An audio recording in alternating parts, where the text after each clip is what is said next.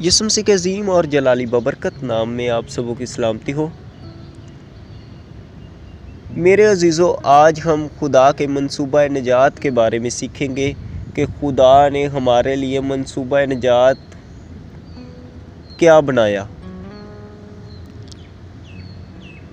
تو آئیں میرے عزیزو، سب سے پہلے ہم چلتے ہیں کہ وہ آخر منصوبہ نجات ہوتا کیا ہے، منصوبہ نجات سے مراد کیا ہے۔ تو منصوبہ نجات کی جو ہمارے پاس تعریف ہے، ڈیفینیشن ہے، وہ یہ ہے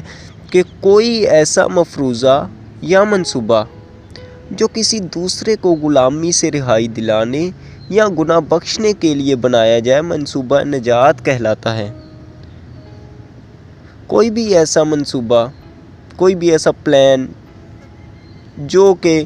کسی بھی شخص کو جو کہ غلامی میں زندگی گزار رہا ہے، اس کو وہاں سے رہائی دلانے کے لیے، اس کو اس غلامی سے نجات دلانے کے لیے جو منصوبہ بنایا جاتا ہے، اسے منصوبہ نجات کہتے ہیں۔ اور اسی طرح اگر کوئی شخص گناہ میں گرا ہوا ہے تو اس شخص کو گناہ سے بچانے کے لیے جو ہم پلان بناتے ہیں، وہ منصوبہ نجات کہلاتا ہے۔ اسی طرح خدا نے بھی ہمارے لیے منصوبہ نجات بنایا۔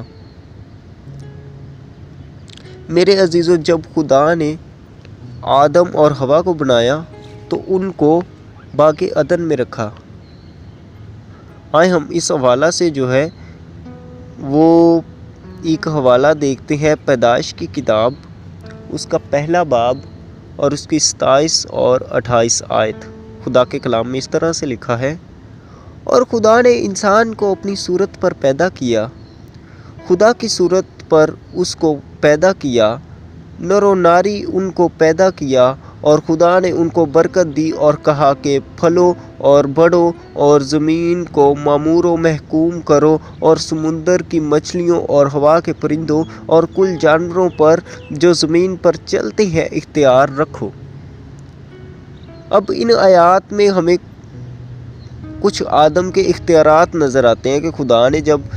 آدم کو، انسان کو اپنی شبیہ پر بنایا تو اس نے کیا کیا کہ اس نے انسان کو کہا کہ پھلو اور بڑھو اور زمین کو معمور و محکوم کرو۔ اب یہاں پہ دو الفاظ ہمیں ملتے ہیں، ایک ہے معمور اور دوسرا ہے محکوم۔ معمور کا مطلب ہے بر دینا اور محکوم کا مطلب ہے حکومت کرنا۔ اب خدا نے انسان کو یہ اختیار دیا کہ تم زمین کی ہر ایک چیز کو معمور کرو، یعنی کہ بر دو، اور محکوم کرو اور ہر ایک چیز پر حکومت کرو۔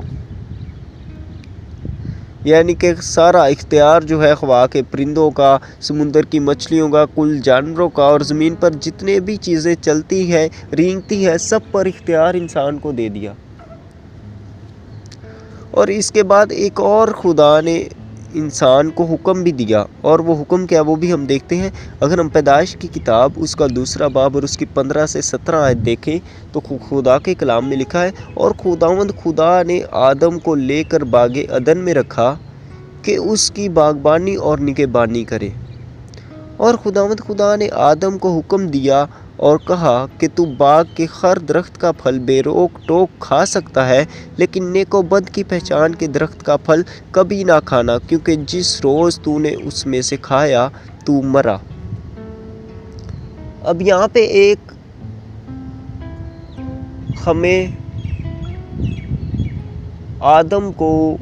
خدا حکم دیتے ہوئے نظر آتا ہے کہ خدا جو ہے وہ انسان کو، آدم کو کہتا ہے کہ تو اس باغ کا، جس میں نے تمہیں رکھا ہے باغ عدن میں، اس کی ہر ایک چیز جو ہے وہ کھا سکتا ہے، ہر ایک درخت کا پھل کھا سکتا ہے، لیکن اس میں ایک جو درخت ہے جو کہ نیک و بد کی پہچان کا درخت ہے، اس کا پھل نہیں کھا سکتا۔ اب اس کی وجہ کیا تھی؟ اس کی وجہ جاننا ہمارے لیے بہت ضروری ہے، کیونکہ وہ ایک ایسا درخت تھا کہ جس کا اگر وہ پھل کھا لیتا تو اس کو نیک اور بد کی پہچان کا پتہ چل جانا تھا، جس وجہ سے خدا نہیں چاہتا تھا کہ انسان جو ہے جس سے وہ محبت کرتا ہے، پیار کرتا ہے، وہ کشمکش میں رہے۔ اس لیے خدا نے اسے حکم دیا کہ تو نے جو ہے وہ نیک و بد کی پہچان کے درخت میں سے پھل نہیں کھانا، بلکہ تو نے حیات کے درخت میں سے پھل کھانا ہے۔ لیکن ہمیں جب ہم پیدائش کی کتاب کے انہی آیات سے تھوڑا آگے جاتے ہیں تو ہمیں پتہ چلتا ہے کہ آدم جو ہے وہ اپنی بیوی حوا کے کہنے پر وہ پھل کھا لیتا ہے، اور جب وہ پھل کھا لیتا ہے تو اس کے بعد کیا ہوتا ہے، آئے ہم دیکھتے ہیں پیدائش کی کتاب اس کا 3 باب اور اس کی 22 سے 23 آیت۔ خدا کے کلام میں لکھا ہے، اور خداوند خدا نے کہا، دیکھو انسان نیک و بد کی پہچان میں ہم میں سے ایک کی مانند ہو گیا، اب کہیں ایسا نہ ہو کہ وہ اپنا ہاتھ بڑھائے اور حیات کے درخت سے بھی کچھ لے کر کھائے اور ہمیشہ جیتا رہے۔ اس لیے خداوند خدا نے اس کو باغ عدن سے باہر کر دیا تاکہ وہ اس زمین کی جس سے وہ لیا گیا تھا کھیتی کرے۔ اب خدا کیا کرتا ہے کہ جب آدم اور حوا اس درخت کا پھل کھا لیتے ہیں تو خدا ان کو باغ عدن سے باہر نکال دیتا ہے۔ اب یہاں پہ کچھ انسان کہتے ہیں کہ خدا جو ہے، خدا کو نفرت ہو گئی تھی اس لیے اس نے نکال دیا، یا خدا ناراض ہو گیا آدم سے اس لیے اس نے نکال دیا، لیکن یہ وجہ ہرگز نہیں ہے میرے عزیزوں۔ اصل میں وجہ کیا ہے، وہ یہ تھی کہ اسی باغ میں ایک حیات کا درخت بھی تھا، اور جب آدم نے نیک و بد کی پہچان کے درخت میں سے پھل کھا لیا تو گناہ جو ہے وہ اس کے خون میں شامل ہو چکا تھا، نافرمانی جو ہے اس کے خون میں شامل ہو چکی تھی، اور جب گناہ اس کے خون میں شامل ہو چکا تھا تو خدا جو ہے وہ انسان کو ہمیشہ گناہ میں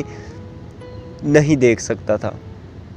کیونکہ خدا جو ہے وہ انسان سے محبت کرتا تھا اور آج بھی کرتا ہے۔ خدا نہیں چاہتا تھا کہ آدم جو ہے وہ مشکلات میں ہمیشہ رہے، ہمیشہ پریشانیوں میں رہے، کیونکہ اس باغ میں حیات کا درخت بھی تھا جس میں سے آدم کھاتا تھا، اور چونکہ اگر وہ خدا انسان کو وہیں باغ عدن میں رکھتا تو آدم نے اس میں سے کھانا تھا اور اس نے ہمیشہ زندہ رہنا تھا اور ہمیشہ اس نے پریشانیوں میں رہنا تھا، جس وجہ سے خدا نہیں چاہتا تھا، اور خدا نہیں چاہتا تھا کہ وہ جو ہے ہمیشہ گناہ میں زندگی گزارے۔ اس لیے خدا نے جو ہے اس کو باغ عدن سے باہر نکال دیا تاکہ وہ انسان جو ہے وہ زمین پر رہے، تاکہ وہ ہمیشہ جیتا نہ رہے۔ لیکن اس کے باوجود چاہے خدا نے انسان کو باغ عدن سے باہر نکال دیا تھا، لیکن پھر بھی خدا جو ہے وہ ہمیشہ آدم کی فکر میں رہتا تھا کہ کسی نہ کسی طریقہ سے جو ہے وہ آدم کو اپنے پاس لے کر آئے، گناہ سے پاک کرے۔ اس نے مختلف انبیاء کرام کو بھیجا، اپنے کلام کو نازل کیا انسانوں پر، تاکہ انسان جو ہے کسی نہ کسی طرح اس گناہ سے جو اس نے کیا باغ عدن میں اس سے باہر نکل آئے۔ لیکن ایسا ہرگز نہ ہوا۔ لیکن آخر کار خدا نے اپنے بیٹے کو اس دنیا میں بھیجا۔ خدا نے انسان سے محبت رکھی کہ اس نے اپنا بیٹا جو ہے وہ انسان کے لیے قربان کرنے کے لیے دیا۔ اگر ہم یوحنا کی کتاب اس کا 3 باب اور اس کی 16 اور 17 آیت دیکھیں تو خدا کے کلام میں لکھا ہے، خدا نے دنیا سے ایسی محبت رکھی کہ اس نے اپنا اکلوتا بیٹا بخش دیا تاکہ جو کوئی اس پر ایمان لائے ہلاک نہ ہو بلکہ ہمیشہ کی زندگی پائے۔ اب اس پہلی ورس میں ہمیں نظر آتا ہے کہ خدا نے جو ہے وہ انسان سے، دنیا سے محبت رکھی،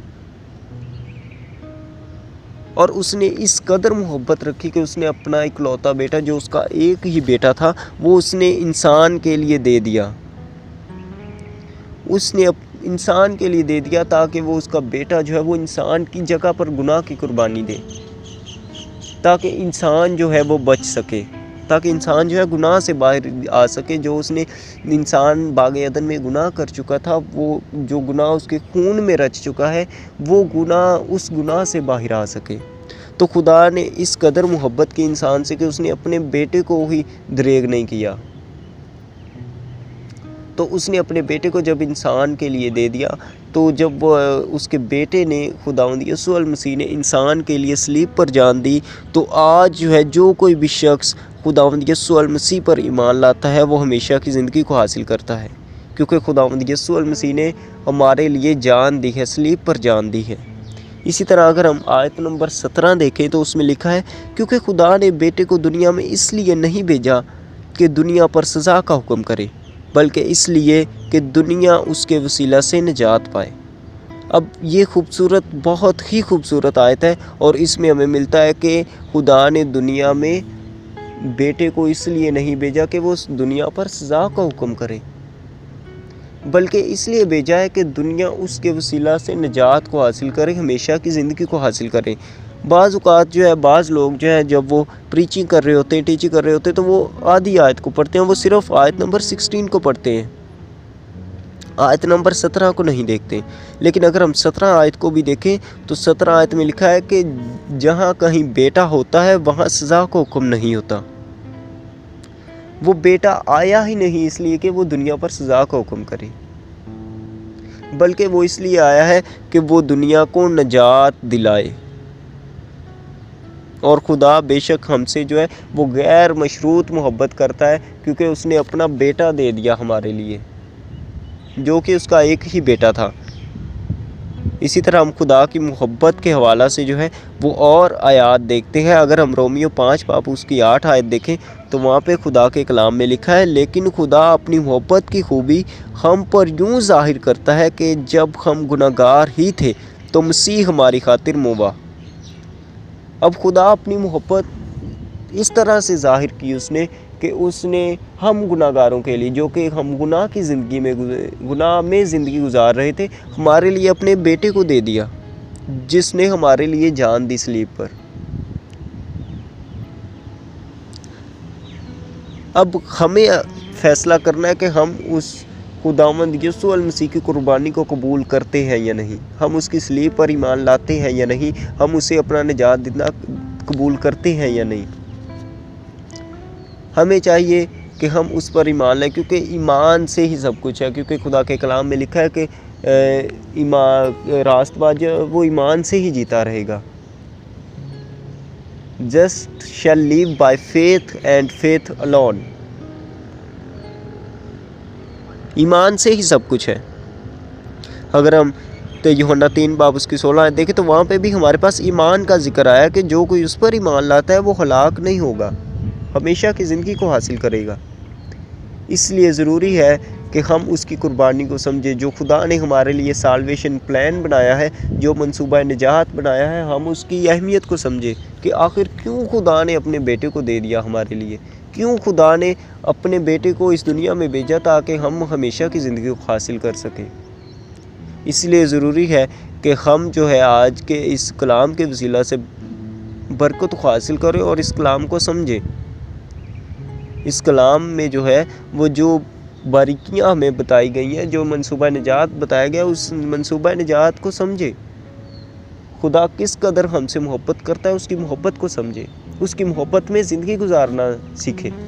خدا یہ نہیں چاہتا کہ آپ لمبی لمبی اس کے لیے دعائیں کریں، آپ خدا کے حضور جو ہے وہ روزے رکھیں لمبے لمبے۔ خدا یہ نہیں چاہتا، خدا یہ چاہتا ہے کہ آپ قیمتی وقت اسے دیں اپنا۔